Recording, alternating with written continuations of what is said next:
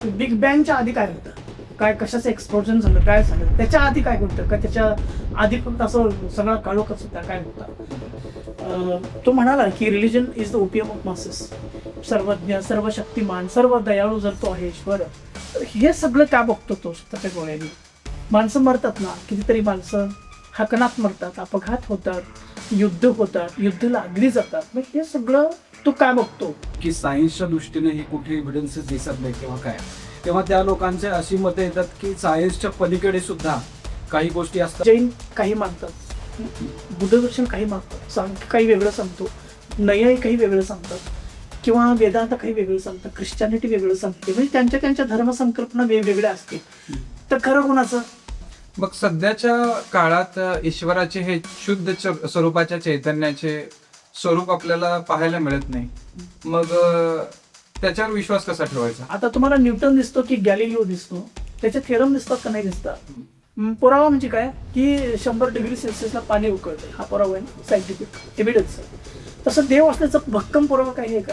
भाईजी, मग जर जैन धर्म ईश्वराला मानतोय तर मग ईश्वर आपल्या प्रत्येकाच्या लाईफमध्ये इंटरफिअर करतोय काय? जैन दर्शनात डेली प्रॅक्टिसेस सांगितलेले आहेत, पूजन, अभिषेक.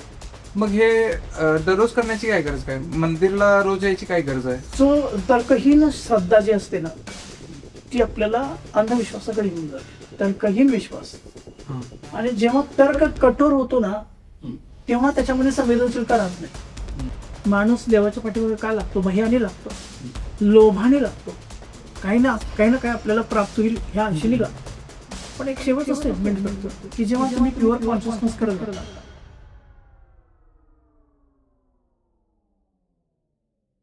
जय जिनेंद्र. देव आहे की नाही याबद्दल शतकानुशतके बरीच चर्चा केली जाते. या संदर्भात दोन्ही वर्ग आपापली बाजू अगदी सक्षमपणे मांडतात. जैन दर्शन देव मानतो की नाही, तो आस्तिक आहे की नास्तिक आहे, अशा संकल्पना कधीपासून अस्तित्वात आल्यात आणि यामध्ये रहस्य काय आहे, अशी शास्त्रशुद्ध पद्धतीने केलेली चर्चा आज आपणासमोर मांडत आहोत. सर्वांना जय जिनेंद्र. सध्या देववादाबद्दल भरपूर काही चर्चा अस्तित्वात आहेत. मग जैन दर्शनानुसार देव आहे की नाही याबद्दल आपण काय मत आहे? देव आहे किंवा नाही हा सध्या तरी रिसेंट ट्रेंड आहे. तर सध्या जगभरामध्ये चर्चेला जाणारे खूप मोठा विषय आहे की देव आहे किंवा नाही, देवाचं अस्तित्व आहे किंवा नाही.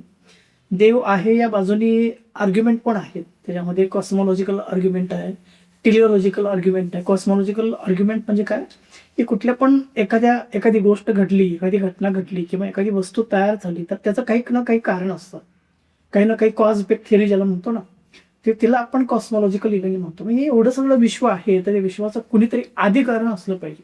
मग ते आधी कारण कोण? तर तो देव. अशी एक थिअरी ती कॉस्मॉलॉजिकल आर्ग्युमेंट म्हणतात. हे दुसरी एक टिलिओलॉजिकल आर्ग्युमेंट आहे, देव आहे या बाजूने.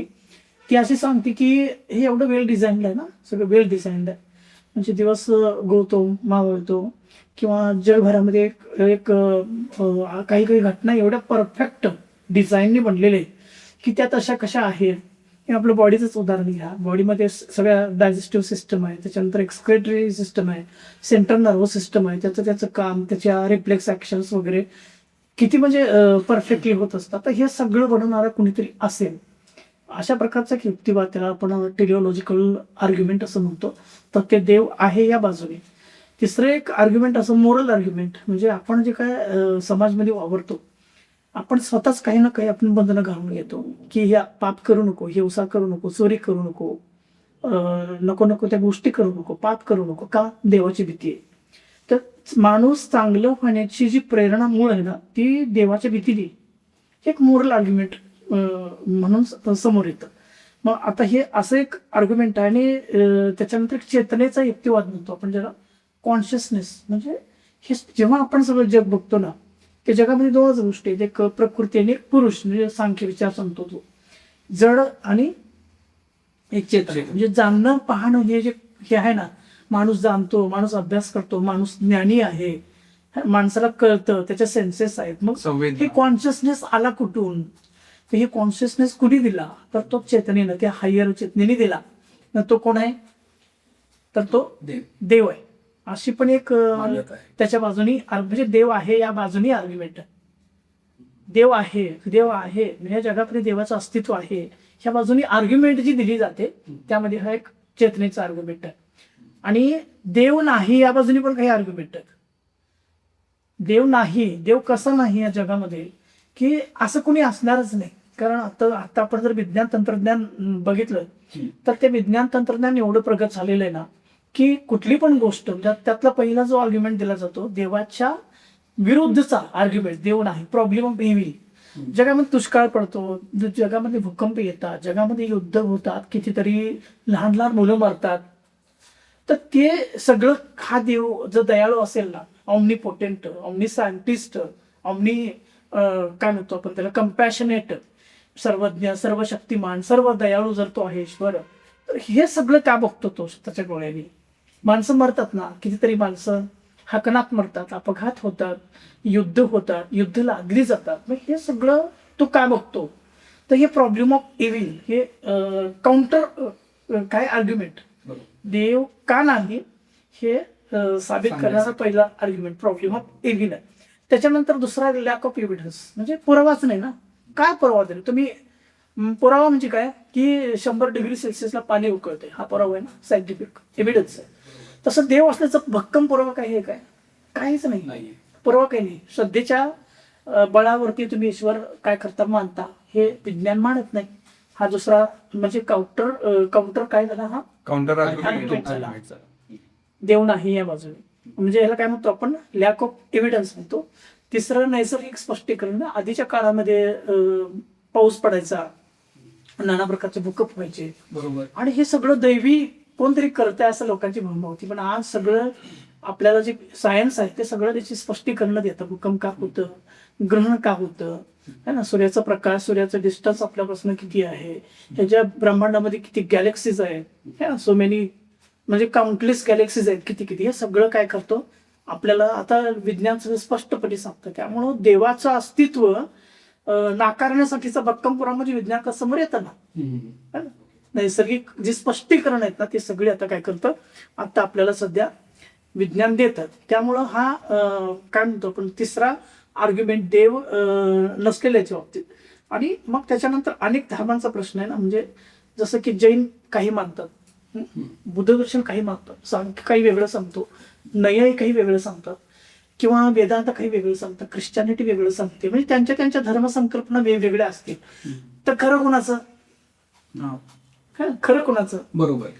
जो तो ऑर्गनाइज्ड रिलिजन झाले ना, म्हणजे संघटित झाले, व त्यांचं सत्य हे यांचं सत्य, मग यांचं सत्य, स्वतंत्र सत्य. अनेक धर्म अनेक सगळ्या कन्सेप्ट सांगतात ना. त्यामुळं मानायचं कोणाचं हा एक म्हणजे काउंटर आर्ग्युमेंटचा हा एक देव नसल्याचा हा एक भक्कम पुरावा.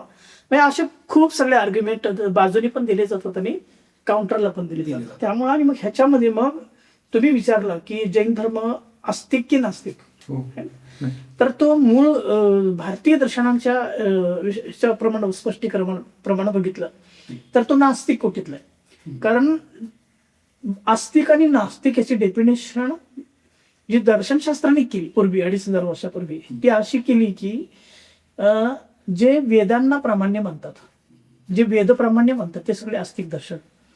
ही सांख्य दर्शन आहे, योग दर्शन, न्याय दर्शन, वैशेषिक दर्शन, पूर्व मीमांसा म्हणजे मीमांसा आहेत ना ते, आणि उत्तर मीमांसा म्हणजे वेदांत दर्शन, उपनिषद, ब्रह्मसूत्र, भगवद्गीता, हे सगळे आस्तिक. कारण का ती सगळी वेदांना मानतात. आणि जे वेदांना मानत नाहीत त्यांना ते नास्तिक म्हणाले. त्यामध्ये बुद्ध दर्शन आहे, त्यामध्ये जैन दर्शन आहे, त्याच्यामध्ये चारवाक. हे 3 दर्शन काय झाली, ही नास्तिक दर्शन झाली. त्याच्यामध्ये पण हा जो चारवाक आहे तो मटेरियलिस्टिक आहे, म्हणजे फुल्ली मटेरियलिस्टिक, म्हणजे भौतिकवादी आहे. तो ना पुनर्जन्म मानतो ना मोक्ष मानतो, काही मानत, म्हणजे तो फक्त भौतिकवादी आहे. बुद्ध आत्म्याला मानत नाहीत, ते निरात्मवादी किंवा अनात्मवादी आहेत. त्यामुळे ते पुनर्जन्म पण मानत नाहीत. ऍक्च्युली जैन दर्शन जरी नास्तिक मध्ये आलं तरी सुद्धा ते पुनर्जन्म मानतात, मोक्ष मानतात, कर्म सिद्धांत पण मानतो. कळलं? मग त्या दृष्टीने जर बघितलं तर ते आस्तिक दर्शन, म्हणजे पुनर्जन्म मानणारा, मोक्ष विचार मानणारा आणि कर्मसिद्धांत मानणारा, त्या दृष्टीने ते आस्तिक आहे. पण वेदांना मानणार नाही म्हणून त्यांना नास्तिक म्हटलेलं आहे. त्या रेफरन्स फ्रेममध्ये जैन धर्म नास्तिक आहे, तो वेद प्रामाण्य मानत नाही म्हणून. बरोबर. आणि तो आस्तिक आहे कारण तो पुनर्जन्म मानतो, तो मोक्ष विचार मानतो, त्याचा एक काही मोक्षाची संकल्पना आहे, त्याचे काही कर्मसिद्धांत आहेत. त्यामुळं तो पाठीमागच्या बर्थला पण मानतो, पुढल्या बर्थला पण मानतो तो. त्यामुळं हा काय आहे आस्तिक विचार त्या दृष्टीने आहे. भाईजी, मग प्रश्न असा येतोय की जगभरात एवढे अस्तित्ववादाची मानणारे वेगवेगळे लोक आहेत, तर ह्यामध्ये त्यांचं रिझन काय? कारण सायंटिफिक एव्हिडन्सेस कुठेही दिसत नसताना सुद्धा ते अशा गोष्टींवरती का विश्वास ठेवायला तयार होतात? म्हणजे मगाशी सांगितले ना, काही देवाच्या बाजूने युक्तिवाद गेली जातात, काही काउंटर युक्तिवाद गेली जातात. मग देव न मानण्याची जी म्हणजे मानण्याची कारण जे सांगितले त्याच्यामध्ये पण काही बॅड वॅगन असतो. बॅड वॅगन म्हणजे काय असतं की खूप संख्येने लोक जर एका बाजूला चालले तर त्यांच्या पाठीमागून Crowd म्हणजे फेअर ऑफ मिसिंग आउट त्याला म्हणतो ना, अरे आपण पण चुकायला नको, आपण पण जाऊया. हा एक बँड वॅगन म्हणतात त्याला. ओके. आणि दुसरे काय अपील टू अथॉरिटी म्हणून. अपील टू अथॉरिटी म्हणजे काय असतं की एखाद्या हायर माणसाने म्हणजे जो अथॉरिटी म्हणजे ज्याच्याकडे अथॉरिटी आहे, तो मे बी राजा असू दे, किंग असू दे, किंवा कोणी मोठा माणूस असू दे, ज्याला आपण मोठा माणूस म्हणतो, त्याला सांगितलेले, त्याला त्याचे अनुभव सांगितले, म्हणून त्याच्या मागं जाणारे आपण असतात खूप असले. पण असं सायकोलॉजिकली हे असतं. आणि किंवा कुठं कंपल्शन सुद्धा केलं जाऊ केलं जातं. आणि तिसरी गोष्ट आहे भीती. भीती. आपल्या आयुष्यामध्ये म्हणजे माणसाच्या आयुष्यामध्ये खूप सगळी संकट असतात, दुःख असतात, उपद्रव असतात, उपसर्ग असतात. तर त्यांना कुठेतरी आपण म्हणजे शांत करण्यासाठी, प्रशांत करण्यासाठी एक आशावाद काय आहे, तर तो आशावाद देव. ह्या दृष्टीने बघणाऱ्यांची संख्या पण खूप आहे. मग अशी बँड वॅगन सांगितलं ना, जगभरामध्ये खूप सगळे असे समूह आहेत की बँड वॅगनला बळी पडले. बँड वॅगन म्हणजे कळतं ना तुम्हाला, बँड वॅगन म्हणजे बहुसंख्य लोक मानतायत. ओके. आणि म्हणून आपण पण गेलं पाहिजे, कारण ते सगळे काही मूर्ख असणार नाहीत. म्हणून हा एक प्रकार त्याच्यामध्ये दिसतो. आणि मग सांगितलं की अपील टू अथॉरिटी म्हणून, ते पण एक कारण आहे. आणि याच्यासाठी मग लोक काही म्हणजे करतात की म्हणजे ते देवाचं सायंटिफिकली आपण त्याचं अनालिसिस करावं न करावं हे काही कशाचंही भान नसतं. पण एक श्रद्धा असते, ती श्रद्धा चुकीची बरोबर हे लोक मानत नाहीत.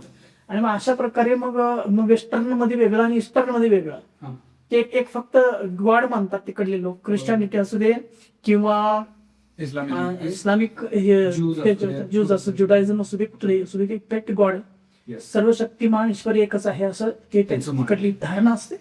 आणि पूर्वेकडे मात्र थोडी वेगवेगळी म्हणजे डायव्हर्सिटी, इकडे पूर्वेकडे थोडी डायव्हर्सिटी. पण जेव्हा अशा लोकांच्या समोर जेव्हा सायंटिफिक विषय काढला जातो की सायन्सच्या दृष्टीने हे कुठे एव्हिडन्सेस दिसत नाही किंवा काय, तेव्हा त्या लोकांचे अशी मतं येतात की सायन्सच्या पलीकडे सुद्धा काही गोष्टी असतात ज्या अजून आपल्याला हे झालं नाहीत, असं ते अस्तित्वात ते हे देतात. तो एक तर्क आहे, तो पण तर्क आहे की विज्ञानाच्या दृष्टीने जर बघितलं तर आपण बिग बँग थेरीमधून हे सगळं विश्वाची उत्पत्ती झाली. कॉस्मॉलॉजिकल आर्ग्युमेंट आहे ना, त्या कॉस्मॉलॉजिकल आर्ग्युमेंट मध्ये आधी सांगितलं की ह्या सगळ्या कार्याला काही ना काहीतरी कारण असलं पाहिजे, त्याच्यामध्ये कॉज इफेक्ट. आता विज्ञान काय सांगतं की सगळं बिग बँग बंद झालं. मग प्रश्न विचारणारे सायंटिस्ट अजून कोणीतरी विचारतो बिग बँगच्या आधी काय होतं, बिग बँगच्या आधी काय होतं, काय मॅटर होते, काय कशाचं एक्सप्लोजन झालं, काय झालं, त्याच्या आधी काय होतं, काय त्याच्या आधी फक्त असं सगळा काळोखच होता, काय होता. तर तो विज्ञानाला सुद्धा म्हणजे न उलगडलेलं कोड आहे. पण आता जी आपण श्रद्धा जी ठेवणार ना, ती श्रद्धा मात्र विवेकावरती, ज्ञानावरती आधारलेली असायला पाहिजे. शुद्ध ज्ञानावर आणि विवेकावर आधारलेली श्रद्धा हीच आपल्याला म्हणजे त्या शुद्ध धर्माकडे जाऊ देते. आणि ते Jainism, as far as Jainism is concern, म्हणजे जेव्हा आपण जैन दर्शनाचा विचार करतो तर जैन दर्शन अस्तित्ववादी आहे. कोणत्या अर्थाने कर्मसिद्धांत मानतो, पुनर्जन्म मानतो. आणि म्हणजे भक्तिवंताचं जीवन हे पुनर्जन्म, त्याच्यानंतर कर्मसिद्धांत आणि मोक्ष विचार, ह्या तीन गोष्टीवर त्याचं भर आहे ना. तपाच्या मार्गातून मुक्ती मिळते अशी त्याची धारणा आहे, म्हणून त्याला आपण काय म्हणतो, आस्तिक म्हणतो. त्याच्या ज्या श्रद्धा आहेत त्या श्रद्धा विवेकावरती आधारलेली.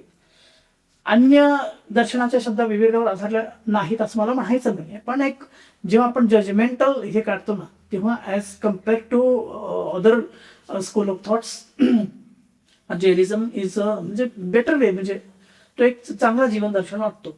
म्हणजे असं म्हणता येऊ शकतं की जे मोक्षाला प्राप्त झाले जे व्यक्ती आहेत त्यांना जैन धर्म देव अशी संकल्पना देतो किंवा हा. म्हणजे आता जैन दर्शनामध्ये देव, आता सर्वशक्तिमान देव, omniscient, omnipotent, omni आपण काय म्हणतो त्याला, कम्पॅशनेट, सर्वशक्तिमान किंवा खूप दयाळू असणारा देव है ना, सगळं जाणणारा देव, आणि तो सगळ्या विश्वाची निर्मिती करतो. ही जी काही ईश्वर कल्पना आहे, या ईश्वर कल्पनेला जैन दर्शनाने छेद दिलेला आहे, बौद्ध दर्शनाने छेद दिलेला आहे, चार्वाकनी पण छेद दिलेले आहे. ते मानतच नाही. म्हणजे तो कोणी ईश्वर आहे, या सगळ्याचं संचालन करणारा कोणी ईश्वर आहे, ह्या कन्सेप्टला हे दर्शन मानत नाही. ह्यांच्यामध्ये देवकल्पना पण आली आहेत ना आता सध्या जैन दर्शनामध्ये. त्या कोणत्या आहेत? तर ते असं म्हणतात की स्वतःच्याच पुरुषार्थाने स्वतःच्या विकारावरती मात करून जो मुक्त झाला माणूसच, म्हणजे त्या स्वतःची चेतना जी आहे ती चेतना त्यानं काय केली, प्युअर केली, शुद्ध केली. आणि त्या शुद्ध चेतनेला प्राप्त झाल्यानंतर तो जो आहे स्टेज, ती प्युअर कॉन्शियसनेसची, तिला आम्ही अर्यंताने सिद्ध म्हणतो. म्हणजे जैन दर्शन अर्यंताने सिद्ध म्हणतं. तर त्यांना काय करतं, हे देव म्हणतात. जैन दर्शनामध्ये मूळ देवाची जी कल्पना आहे ना, ती ही आहे. बरोबर. रागद्वेषांनी किंवा विकारांनी बरबटलेल्या देवांना हे मानत नाही जैन दर्शन. मुळात मूळच आहे तर तीच आहे. त्यामुळे इथून म्हणजे ब्राह्मण्य, अरण्यक किंवा उपनिषदामध्ये सांगितलेले देव, वर्णन सांगितले. इव्हन आता उपनिषदांच्याकडे बी आपण केनोपनिषद वगैरे किंवा अजून खूप सगळे ऑप्शन आहेत, ते त्याच्यामध्ये सुद्धा प्युअर कॉन्शियसनेसचा त्यांनी घोष केलेला आहे. त्यांनी पण नाकारलेलं आहे. काही ठिकाणी त्यांनी पण नाकारलेलं आहे की त्यांच्यामध्ये पण, ते उपनिषदांमध्ये पण ते शुद्ध चेतनेचा घोष आहे. अहम ब्रह्मास्मी असं म्हणतो ना, ब्रह्म म्हणजेच मी आहे, ते शुद्ध चेतना म्हणजेच मी, असं पण ते घोष करतो. त्यामुळे ते जे आहे ना, त्यालाच तिने ईश्वर मानलेलं आहे जैनांनी. त्यामुळं त्यांना त्या ईश्वराला सोडून अन्य जे ईश्वर आहेत ना, ईश्वर संकल्पना आहे, त्याला ह्याने मानलेलं नाही, जैन दर्शनाने मानलेलं. हा, म्हणजे यावरून आपल्याला असं समजते की चैतन्याचे शुद्ध स्वरूप म्हणजे एक ईश्वर, चेतनेचं शुद्ध स्वरूप म्हणजे ईश्वर, आणि त्यालाच आर्यंत सिद्ध असं म्हणतात. आणि त्या आर्यंत सिद्ध होण्याच्या वाटेवर जे आहेत, साधू असतील, उपाध्याय असतील किंवा आचार्य असतील, तर ते त्या वाटेवरती आहेत म्हणून त्यांना पण पूज्य मानलेले. अशा प्रकारे हे जैन दर्शनामध्ये पंचपरमेष्ठी ज्याला म्हणतो ना आपण, त्यांना ते पूज्य मानलेलं. येस. मग सध्याच्या काळात ईश्वराचे हे शुद्ध स्वरूपाच्या चैतन्याचे स्वरूप आपल्याला पाहायला मिळत नाही. मग त्याच्यावर विश्वास कसा ठेवायचा? जे आता पाहायला मिळत नाही आपल्याला म्हणून म्हणजे ते नाही असं त्याचा अर्थ होत नाही. आधी होऊन गेले ना, ते आधी होऊन गेले. आणि तसा पुरुषार्थ कोणीतरी मुक्ती मिळवलेली आहे. आता सध्या मला दिसत नाही, याचा अर्थ मी मानणारच नाही असं नाहीये ना, है ना. आता तुम्हाला न्यूटन दिसतो की गॅलिलिओ दिसतो, त्याचे थेरम दिसतात का नाही दिसतात, है ना. कोपर्निकसचे थेरम दिसतात का नाही, आईन्स्टाईनचे थेरम दिसतात का नाही दिसतात. नव्हतेच झाले असं म्हणण्यात अर्थ नाही ना, है ना. ते होऊन गेले. त्याचे जे थिअरीज आहेत ना, त्या थिअरीज वरनं कळतं आपल्याला की असं असं आहे. त्यांनी सांगितलेला जो तपोमार्ग आहे, त्यांनी सांगितलेला जो वे आहे ना, तो वे जेव्हा आपण अभ्यासतो तेव्हा कळतं की आपल्याला ते कॉन्शियसनेस आतमधले आहे ना, त्याला उन्नत करण्यासाठी, त्याला उदात्त करण्यासाठी हा मार्ग बरोबर आहे. म्हणजे आपल्या समोर जे सिद्धांत आज दिसतात ते कोणीतरी प्रूव्ह केले, आणि ते प्रूव्ह केले त्यामुळे आज ते आहेत आणि ते आपण प्रत्यक्ष बघू शकतो. हेच त्याचं एक प्रूफ आपल्याला म्हणता येईल. तेच म्हणताय. म्हणजे श्रद्धा जी आहे ना, ती विवेकावरती आधार झालेली आहे. आता काही लोक म्हणतील की आता ईश्वराच्या बाजूने जेव्हा आर्ग्युमेंट होतं ना, तेव्हा ते म्हणतात की ईश्वर तर्काने जाण्याचा नसतो, तो सध्याचा विषय. बरोबर. हा, पण तर्कहीन श्रद्धा जी असते ना, ती आपल्याला अंधविश्वासाकडे घेऊन जाते. तर्कहीन विश्वास. आणि जेव्हा तर्क कठोर होतो ना, तेव्हा त्याच्यामध्ये संवेदनशीलता राहत नाही, कठोरता येते. हा, म्हणजे संवेदनशीलता असली पाहिजे ना तर्कामध्ये, म्हणजे कठोरता नसली पाहिजे, त्यात संवेदनशीलता असली पाहिजे. आणि आता गंमत कशी झालेली आहे की आपण पुरोगामी महाराष्ट्र, जर महाराष्ट्राचा हे नकाशासमोर धरला की आपल्या महाराष्ट्रामध्ये बघ तर पुरोगामी चळवळ खूप मोठी आहे ना, विचारांची खूप मोठी चांगली चळवळ. त्याची सुरुवात बुद्ध महाराजांनी केलेली. पुरोगामी चळवळ एक उघड बंड केलं त्यांनी. हा, जे चाललं होतं ना, जे नको ते चाललं, त्या नको त्या चालण्यावर त्यांनी उघड बंड केलं. त्यामुळे ही पुरोगामित्वाची जी मूळ चळवळ आहे ती तिथून सुरू झालेली. सारवाक पण त्याच काळातला, अजित केश कंबल पण त्याच काळातला, संजय बेलत्तीपोत्त पण त्याच काळातला, मक्खली घोषाल पण त्याच काळातला, महात्मा गौतम बुद्ध पण त्याच काळातले, भगवान महावीर पण त्याच काळातले. म्हणजे समकालीन आहेत. तिथून जे ही चळवळ सुरू आहे ना, ही पुरोगामित्वाची चळवळ. पण पुरोगामी चळवळीचा सगळ्यात मोठा म्हणजे मला जो निदर्शन तर्क आहे चांगला, पण तो कठोर आहे आणि ते संवेदनहीन आहे. है ना. तुम्ही चिकित्सा करा, बरोबर, श्रद्धेची चिकित्सा व्हायलाच पाहिजे, त्यामध्ये डाऊट नाहीये. पण ती श्रद्धा चुकीचीच आहे हे योग्य नाही ना. मग कठोर तर्क देऊन ते बरोबर नाहीच आहे असं काहीतरी अजेंडा चालवणं हे बरोबर नाही. धर्माच्या क्षेत्रामध्ये पुरोगामित्वच असलं पाहिजे, बरोबर. हे चांगला विचार, नवीन विचार, पण तो नवीन विचार मात्र मूळ जे काही 10च्या असं मूळ संहिता असते त्याला छेद देणारा नसला पाहिजे. म्हणजे नको त्या अंधविश्वासाच्या गोष्टी म्हणा किंवा टाकाऊ गोष्टी म्हणा, जुना चालीरीती, परंपरा, रूढी यांना तुम्ही मोठं माती द्या. पण नवीन जे विचार आहे आणि पाठीमागचा जो कॉन्शियसनेस रिअल म्हणजे जो शुद्ध कॉन्शियसनेस आहे त्याचा आता सायंटिस्टना पण समोर प्रश्नचिन्ह आहे ना, काय आहे नक्की कॉन्शियसनेस.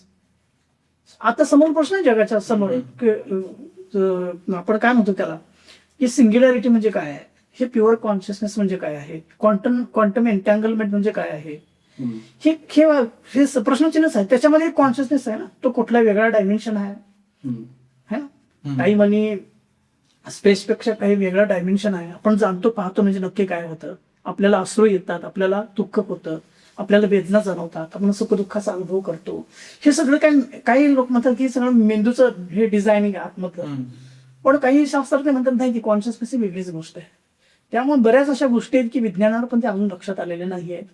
त्यामुळं सगळंच ते चुकीचं आहे असं म्हणणं हे पुरोगामित्वाचं लक्षण नाहीये. म्हणजे हा एक प्रश्न आला होता की जसं आता तुम्ही बरीच नावं घेतला जी समकालीन झाले असे म्हणते, गौतम बुद्ध आणि महावीरांच्या काळातले, ज्यावेळेस पुरोगामी चळवळ ते जे इक्वेशन ब्रेक करण्यासाठी त्यांनी पुढाकार घेतला, तर तोच पिरियड त्यावेळेस का आला की ज्यावेळेसच एवढे सगळे झाले, त्याच्या आधी किंवा त्याच्यानंतर सुद्धा त्याच्या आधी पण झालेले आहेत ना, त्याच्या आधी पण झालेले आहेत, नंतर पण झाले. ते प्रभाव कायमच तसे अव्याहतपणे सुरू आहे. पण तो एवढा फोकस्ड पिरियड वाटतोय. ते एकाच वेळेला झाले ते खूप चांगला विचार त्या काळामध्ये मागला, त्या तीर्थक म्हणायचे त्यावेळेला. आणि विशेष म्हणजे डॉक्टर बाबासाहेब आंबेडकरांनी बुद्ध अँड हिज धम्मा या त्याच्या पुस्तकामध्ये याचं सगळं वर्णन केलेलं. आणि खूप सारे जैन ग्रंथांमध्ये पण त्याचं वर्णन, म्हणजे त्यांच्यामध्ये युक्तिवाद पाहिजे, पण ते साऊंड पाहिजे ना, एकमेकावर ऍड होणे म्हणतो ना आपण, म्हणजे त्याला काय म्हणतो, ऍड होमिनेम म्हणजे व्यक्तीवर हल्ला चढवून, कुठल्या तरी व्यक्तीवर हल्ला चढवून तुम्ही त्याचं श्रद्धा दाबू शकत नाही, जबरदस्ती करू शकत नाही. तो विचार जाणून घ्या. म्हणून जैनांच्या मध्ये अनेकांतवाद आला, जो संजय वेळतीपूर्ण पण मांडला अनेकांतवाद. त्याला पण मांडलेलं, बरोबर. खूप सगळं अनेकांतवादाचं. नंतर जे हे झालं त्याचं सायकॉनिंग झालं ना, ते सायकॉनिंग वेस्टर्न फिलॉसॉफीमध्ये पण गेलेलं. कार्ल मार्क्स मध्ये गेलेलं आहे, म्हणजे त्याच्या विचारामध्ये गेलेला आहे. आणि त्याच्यानंतर इमॅन्युअल कांटनं पण त्याची काही थिअरीज बनलेली आहेत. अलीगरी किंवा म्हणून त्याची एक थिअरी आहे, त्या थिअरीमध्ये सगळं अनेकांतवादच आहे. जेव्हा मग त्याचा अभ्यास करतो तेव्हा हाच तो विचार मानतो. यामध्ये एक मुद्दा असा आला की श्रद्धेसाठी तर्क करायचा नसतो. परत तुम्ही म्हणाला की तर्कहीन श्रद्धा देखील चांगली नाहीये. मग चिकित्सा जी करावी लागते देवासाठी किंवा एक आचारसंहिता जी उपलब्ध आहे ती कोणती आहे जैन दर्शनात? जैन दर्शनामध्ये न्याय विभागिक आहे, प्रमाण आणि न्याय. म्हणजे कुठलं पण एखादी संकल्पना समजून घ्यायची असेल ना, त्याचे काही स्तर आहेत, त्याची एक मेथडॉलॉजी आहे. त्या मेथडॉलॉजी प्रमाणे आपल्याला जावं लागतं. त्याच्यामध्ये प्रमाण आहे, नय आहे, किंवा एक 20 अनुयोगद्वारे, त्या 20 अनुयोगद्वाराच्या माध्यमातून ज्ञानाची चिकित्सा करण्यासाठी, तर्क तपासून बघण्यासाठी तुम्ही ते जे तुम्ही आणलाय ते आतमध्ये ते तर्कशुद्ध आहे, न्यायपूर्ण आहे की नाही हे तपासण्यासाठी ती व्यवस्था केलेली आहे. तत्वार सूत्रामध्ये वगैरे त्या ग्रंथांमध्ये सांगितलेली आहे. आणि हे तर्कदोष खूप आहे, फॉलसी ज्याला म्हणतो ना आपण, हे असे काही तर्कदोष पण आहेत, काही तर्कशुद्ध पातळीवरती धर्माची चिकित्सा व्हायला पाहिजे. मग ह्या तर्कदोष मध्ये असं म्हटलेलं आहे की खूप लोक मानतात. मग सांग बँड वॅगन वगैरे, ही सगळ्या गोष्टी सांगितली तुम्हाला. बँड वॅगन कळलं मग अपील टू अथॉरिटी म्हणून खूप सगळे लोक मानतात, म्हणून तुम्ही जाण्यात अर्थ नाही ना. बरोबर. बँड वॅगन म्हणजे सगळेच चाललेत, किंवा कुणीतरी एकटा अथॉरिटी तो सांगतो म्हणून जाणं वगैरे, किंवा खूप काळापासून आलेलं आहे एखादी गोष्ट, खूप काळापासून 100, 200, 400, 500 वर्षापासून आलेली आहे म्हणून ती बरोबर आहे असंही नाही ना, असंही नाही. ह्या सगळ्यांची चिकित्सा करणं हे आपल्या शुद्ध बुद्धीचं काम म्हणजे माणसाचं काम आहे.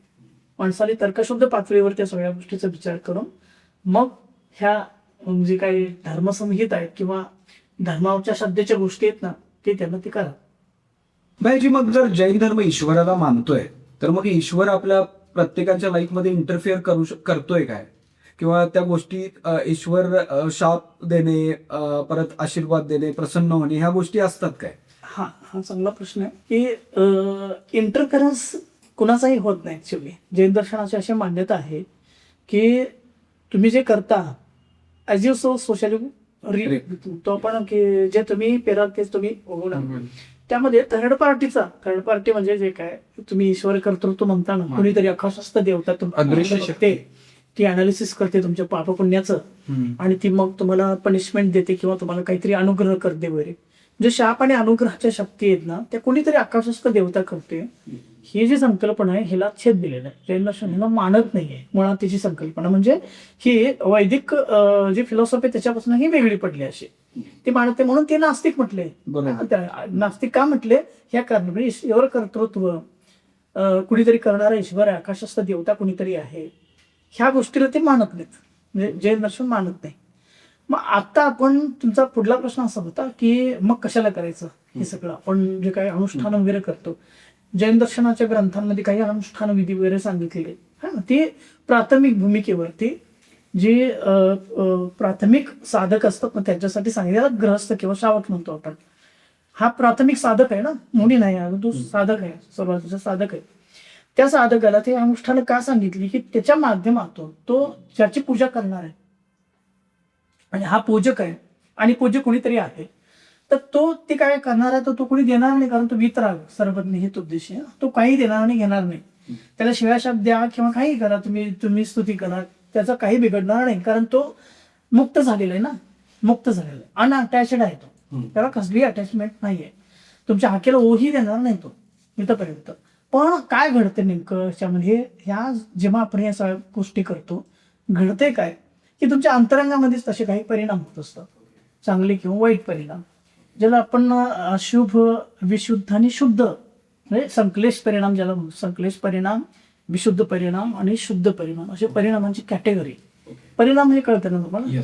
म्हणजे काय आपण जे काय भाव करतो ना, आपले फील्स ज्या येतात ना त्या 3 कॅटेगरीमध्ये असतात. एक संक्लेश म्हणजे रागद्वेषामध्ये ग्रस्त जो जीव संसारामध्ये असतो ना त्याला नाना प्रकारच्या समस्यांनी ग्रस्त असतो, इंद्रिय विषयामध्ये पण लिप्त असतो, त्या सगळ्याला संक्लेश म्हटलेलं. जेव्हा तो अशा आराधना करतो देवताच्या म्हणजे त्याचे जे काय आराध्य आहेत आर्यंत सिद्ध, तेव्हा त्याचा परिणाम जे आहेत ना ते विशुद्ध होतात, जे शुद्धाकडे जायला मदत करतात. आणि ते विशुद्ध झाले म्हणून परिणाम काय होतो की आता आपण म्हणजे जैनांनी मांडलेला जो कर्मसिद्धांत आहे, कर्मसिद्धांत तो काय सांगतो की जसे तुम्ही भाव कराल तसे कार्बन वर्गण जे आजूबाजूच्या कार्बन वर्गण आहेत त्या आत्म्याच्या प्रदेशाशी काय होतात, बद्ध होतात. म्हणजे आकाशस्थ देवता कोणी काय करत नाही, ते सगळं फिजिक्सचे रूल करतात. हे खूप महत्वाची गोष्ट आहे. हे सगळं फिजिक्सच्या रूलनी चालतं. म्हणजे अशा वर्गण असे काही कार्मिक ज्याला आपण अणुपरमाणू म्हणूया त्यामध्ये अशी शक्ती की ते आपले जे तसे भाव होतील ना त्या भावांना रिॲक्शन म्हणून ते काय होतात, ते कार्मिक होतात आणि ते चांगल्या वाईट परिणामांना घेरतात. कधी ते चिकटतात, आत्म्याच्या प्रदेशाशी चिकटतात आणि ते बद्ध होतात, त्याला बंध होतो. पण जेव्हा आपण अनुष्ठान करतो तेव्हा काय करतो, शुभबंध होतो.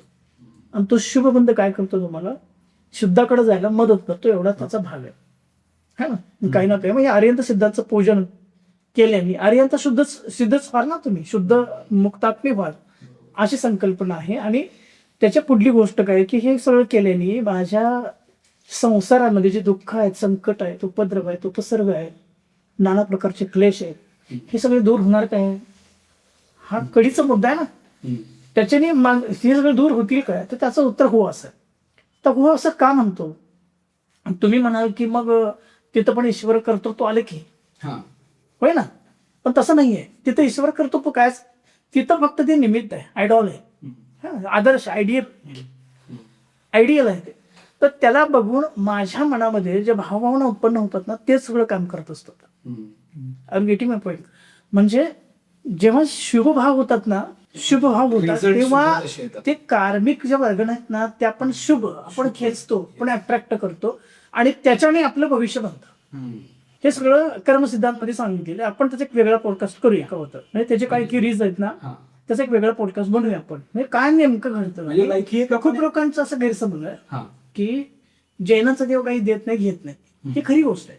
बरोबर. पण जैनांच्या देवाला पूजल्याने नाना प्रकारच्या सगळ्या उपलब्धी किंवा ज्याला आपण अभ्युदय म्हणतो ना ते सगळ्या प्राप्त होतं असं ग्रंथांमध्ये सांगितलेलं आहे. हा.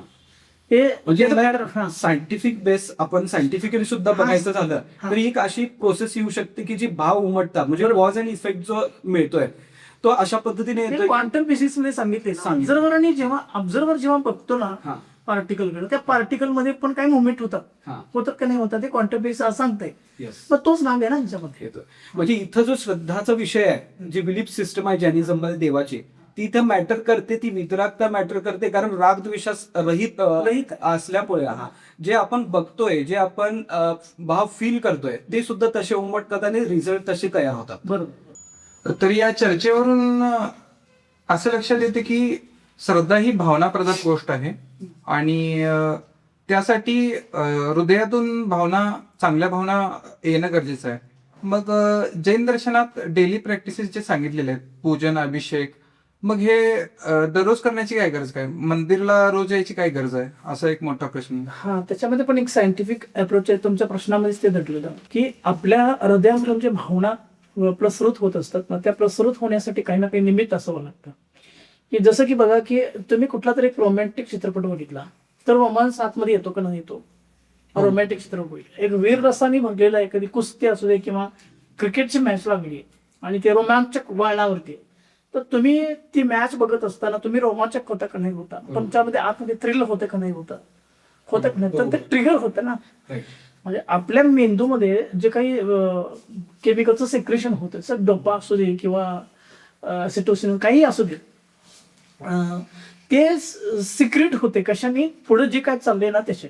आता पुढे कोण आयडियल आहे अरिहंत सिद्ध आयडियल आहे मग त्यांची जेव्हा भक्ती आपण करतो स्तुती कीर्तन वगैरे करतो तर तेव्हा मगाशी जसं सांगितलं ना तसं ते त्या कार्मिक वर्गण आहेत ना त्या कार्मिक वर्गण आपल्याला अट्रॅक्ट करायचे की जेणेकरून आपल्याला संक्लेश त्यागून आपण विशुद्धाकडे जायचं आहे. तर ते विशुद्ध वर्गणा जेव्हा म्हणजे अट्रॅक्ट करण्यासाठी आपल्याला कोणीतरी आयडियल पाहिजे ना आणि त्या संबंधाने आपल्याला काही ना काही केलं पाहिजे ना कृती केल्या पाहिजेत ना वाणीनी मनाने आणि शरीराने असा तिन्ही भाग हा त्याला योग म्हणतात जोडणं हे तिन्ही जोडल्यानंतर जेव्हा आपण ईश्वर भक्ती करतो म्हणजे जे तुमचं आराध्य आहे त्याचे करतो ना तेव्हा ते काय होतात ते सक्रिय होतात ना ते परमाणू सक्रिय होतात ते येतात. एवढ्यासाठी सगळ्या रिलिजियस प्रॅक्टिसेस आहेत म्हणजे जेवढे पण अभिषेक असू दे पूजन असू दे किंवा नाना प्रकारचे विधान असू देत अनुष्ठान असू दे जे पण करतो आपण ती सगळी विधानं तेवढ्यासाठी आहेत की जेणेकरून भावांनी संक्लेशाकडून विशुद्धीकडे हा खूप महत्वाचा वाट संक्लेशाकडून त्यामुळे पुन्हा संक्लेश वाटत असतील तर तुम्ही मग रॉंग डिरेक्शनने चालेल हे मात्र नक्की. तेवढ्यासाठी हे सगळं रिलिजियस प्रॅक्टिसेस असतात ते धार्मिक विधिविधान वगैरे ह्याचं प्रयोजन वगैरे असतं ना ते तेवढ्यासाठी असतं की माझ्या अंतरंगामध्ये पेटामॉर्फोसिस म्हणतो ना आपण म्हणजे अंतरंगामध्ये पूर्णपणे काय झालं स्थित्यंतर झाली स्थित्यंतर घडली पाहिजेत ना आतमध्ये ती भावनांची स्थित्यंतर आहे आणि ती भावनांची स्थित्यंतर अरिहंत सिद्धांच्या पूजन विधान आणि ते पूजन विधान केवळ पुस्तकी नाही आहे न रत्न नाही आहे किंवा शाब्दिक क्षण नाही येतो आतमध्ये काही ना काही बदल घडतात म्हणजे बदल घडले तर त्याचा सगळा फायदा होतो असं साधारण त्याची थिअरी. मग जर ह्या कार्मिक वर्गाने आपण जे अट्रॅक्ट करतोय त्यासाठी अरिहंत सिद्ध भगवंतांचे आपण एक प्रेझन्स इमॅजिन करतो त्याचे गुण ह्या गोष्टींच्या भावना आपण आणतोय आणि त्या हे करतोय ह्या आपल्या समोर ते आहेत म्हणून आपल्याला त्या गोष्टी होतील पण समजा जगभरात वेगवेगळ्या ठिकाणी अरिहंत सिद्ध भगवंतांना मानणं ह्या गोष्टी नाहीयेत मग तिथं या कार्मिक वर्गाने अट्रॅक्ट होत नसतील किंवा सगळीकडे सगळ्यांना जेवढे जीव आहेत त्या सगळ्यांना कार्मिक वर्गाने अट्रॅक्ट होत असतात. अशुभ शुभ हे सगळं चालूच असतं जसा ज्यांचा देव तशी त्यांची वृत्ती. ओके हा राईट. देव हिंसक पण असतात देव अहिंसक पण असतात हा कळलं. देव हिंसक पण असतात देव अहिंसक पण त्यांच्या काय असतील त्या धारणा असतील त्याच्याकडे आपल्याला जायचं नाही. पण वृत्तींमधला जो बदल आहे ना तो अहिंसक होण्याचा तुम्ही सगळ्यात महत्वाचा ह्याच्यामध्ये भाग काय you must be compassionate. You compassionate व्हायला पाहिजे ना काइंडनेस हा काइंडनेस यायला पाहिजे, तो कम्पॅशनेट आहे. मग तो कम्पॅशनेट कशाने येणार? अहिंसक देवाने येणार. बरोबर. मग त्यासाठी ते आयडियल मग ते सांगितलेलं. समोरची आयडिओलॉजी आणि मग ते जेव्हा तुम्ही भावना प्रसृत करण्यासाठी तुम्हाला काही ना काही करावं लागेल ना. येस. मग तुम्ही काय करा, भक्ती पूजन कीर्तन वगैरे करा, तुम्ही नाना प्रकारच्या छंदातनं वृत्तातनं तुम्ही काही गीतं रचा, ते म्हणा. हा सगळा त्याच्यामध्ये भाग आहे. त्यामुळे मंत्रोच्चार आहे त्याच्यामध्ये, पंचपरमेष्ठी किंवा त्याच्यामध्ये नमकार मंत्राचं चॅन्टिंग आहे. हे सगळ्या गोष्टी फक्त ठेवण्यासाठी आहे. स्वतःचे मेटामॉर्फोसिस. म्हणजे आपण असं म्हणू शकतो की वितरागता ही ह्यासाठी मॅटर करते. नक्की वितरागताच मॅटर करते. येस. वितरागतीनेच वितरागता येते. येस. रागाने राग येतो, बरोबर. वितरागतीने वितरागता येते. क्रोधाने क्रोध वाढतो, विवेकाने विवेक येतो, ज्ञानाने ज्ञान येतं. त्यासाठी श्रद्धा आपली काय आहे हे महत्वाचं ठरतं. तुमचा आयडियल कोण आहे ना, त्यासाठी हे मॅटर करतं. म्हणजे यातून आपल्याला असं कळते की ज्यांची आपण आराधना करतो त्यांचे गुण आपल्याला आत्मसात आपल्याकडे होतात. यावेत म्हणून वंदे हा. तद गुण लब्धे म्हटलं ना. म्हणजे तत्वार सूत्रकारांनी घोष केला त्यांच्या मंगलाचरणमध्ये की व्यक्तिपूजा मी त्याचे गुण मला प्राप्त व्हावेत म्हणून मी काय नमस्कार करतो. त्या नमस्कार करण्यामध्ये माझी कुठली ऐहिक लौकिक इच्छा प्रलोभन काय नाहीये. ते तुझे गुण प्राप्त व्हावेत म्हणून, आणि ते गुण आले की माझा आपोआप ऑटोमॅटिकली काय होतो, अभ्युदय होतोच. त्यासाठी वेगळीकडे कुठे जायची मला गरज नाही. अशी एक सर्वसाधारण थिअरी. आणि ही थिअरी फक्त जैन म्हणजे ज्याला आपण अरिहंत सिद्ध म्हणतो ना, ते प्युअर कॉन्शियसनेस आहे ना. येस. त्या प्युअर कॉन्शियसनेसची आराधना जैनानेच करावी अशी नाही आहे. कोणी ते कुणी यांच्या ग्रंथांमध्ये पशुनी पण केलेली आहे. बरोबर. पशुनी पण केलेली आहे. प्रत्येक जीवाला ते राईट आहे. करेक्ट. म्हणजे सार्वभौमिक आणि सार्वलौकिक आहे. हा. सार्वजनिक ज्याला म्हणतो, म्हणजे जगातल्या कुठल्याही जीवाला कुणीही जीव जैन होऊ शकतो. ही खूप महत्वाची गोष्ट आहे. जातीत जन्माला आला म्हणून कुणी जैन होत नाही. अच्छा.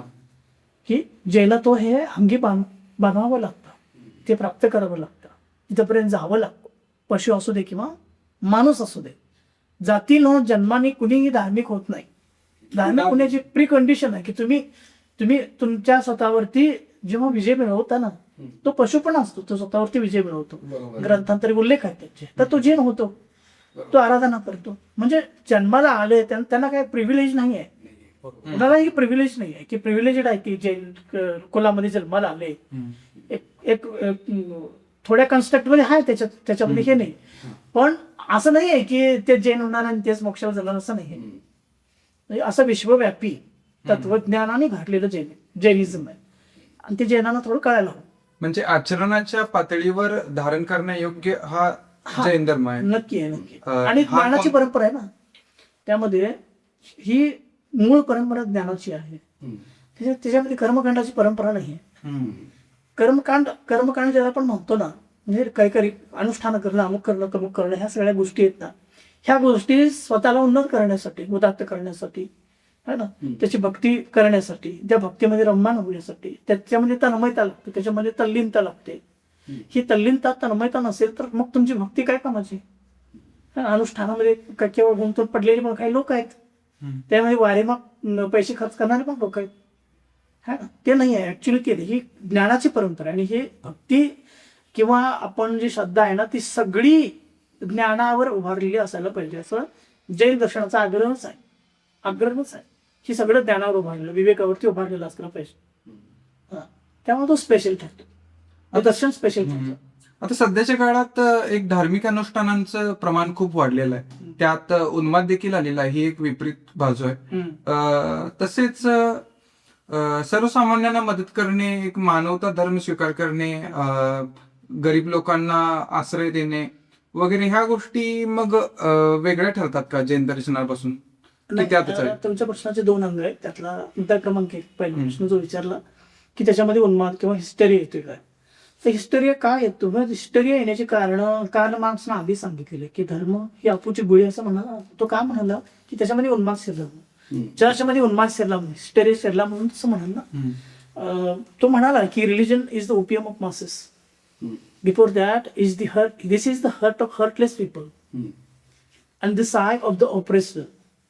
धर्म ही अपूची गोळी आहे असं. त्याचं कारण सांगताना तो म्हणतो की सत्ताधारी जो वर्ग असतो ना, कॅपिटलिस्ट जे सत्ताधारी वर्ग किंवा पॉवरफुल जे लोक असतात की ते धर्माचा वापर अन्याय लढवण्यासाठी करतात. जे गरीब कामगारांना काय करतात, ते गरीब कामगारांच्यावर होणारा अन्याय दडपण्यासाठी तुझा उद्धार करणारा कुणीतरी ईश्वर आहे, आम्ही नाही. आमचं काय संबंध नाही. ईश्वर आहे, ईश्वरानं तुला तसं ठेवलंय तसं तू वाग. ओके. म्हणजे त्या धर्माचा किंवा त्या देवाचा वापर त्यांना ऑपरेस्ड करण्यासाठी काय झाला केला आधी. आणि तोच काही ना काही भाग आता सगळ्या धर्मामध्ये ते शेडलेले थोड्या प्रमाणामध्ये हा उन्माद किंवा त्याला हिस्टरी म्हणतो ना आपण की भीतीच्या अंडर डॉमिनन्स खोट्या आशेची निर्मिती करणं. खोट्या आशेची निर्मिती ह्या शब्दाचा अर्थ काय की परलोकाची आशा दाखवून वर्तमानातील अन्याय सहन करायला लावतो. हे मांडलं ना कारणासनं मांडलेलं आहे. मग ते सगळंच खोटं आहे आणि तो धर्माच्या विरोधी होता असं म्हणायचं कारण नाही. मला तर असं वाटतं की त्याची जे स्टेटमेंट आहे त्याच्याकडे अनेकांतवादी दृष्टीने बघितलं पाहिजे का नको बघितलं पाहिजे. नक्कीच. मग आपल्याकडे आता फोमो होतो. मग असं सांगितलं ना की खूप लोक जातात म्हणून काय करणार आपण त्यामध्ये नाहीये तर खूप लोक जातात म्हणून काय करणार त्याच्याकडे जाणं. म्हणजे त्याला आपण काय म्हटलं मग बँड वॅगन म्हटलं ना. हे बँड वॅगन पण येतं ना खूप लोकांच्या मध्ये येतं. आणि आता तुम्ही बघताय ते बँड वॅगन किती इफेक्टिव्ह आहे सध्या. आणि त्याचे काही पातळीवरती लोक काय करतात अजेंडा चालवतात या बँड वॅगनचा फायदा उठवतात. आणि हे अजेंडाचा ही गोष्ट आहे ना ही घातक आहे. कशाला शुद्ध धर्माला लोकांचं शोषण करणारी गोष्ट आहे ही.